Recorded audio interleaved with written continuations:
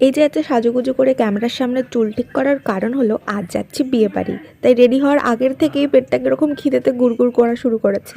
এই যে আমার মা জননী এখন খুবই ব্যস্ত বেরোবে বলে।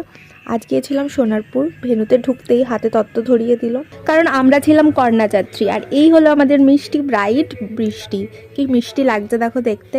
যে মেন কারণে আমার বিয়ে বাড়ি যাওয়া, মনটা ছটপট করছিল, ফাইনালি আমি স্টার্টার কাউন্টারে চলে এসেছি ব্রাইডের সাথে দেখা করেই। প্রথমে আমি খেয়ে নিলাম চিজ কর্ন, তারপরে আমি ট্রাই করেছিলাম পাপড়ি চাট, দই বড়া, যেগুলো ভালো ছিল। আর এইটা হলো ফুচকা, যেটা আমার একদম ভালো লাগেনি। ফুচকা পাপড়ের মধ্যে আলু ভরে একটু জলজিরার জল।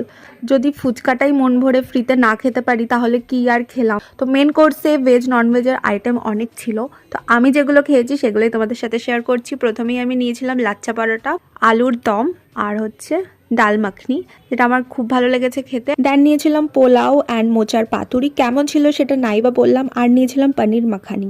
আজকে show stopper baked rasgulla. My mouth is watering right now. And এত খাবার যে খেলাম সেগুলোকে হজম করার জন্য লাস্টে নিয়েছিলাম একটা ভার্জিন মোহিতো। সেটা খেয়ে কিছুক্ষণ বসে থাকার পর এবার তো বাড়ি ফিরতে হবে। পান অ্যান্ড কুলফিটাও ছিল, সেটাও কিন্তু আমি বাদ দিইনি। তো লাস্টে আমি কুলফিটা নিয়ে মায়ের পাশে বসে খেতে খেতে বাড়ি চলে আসলাম।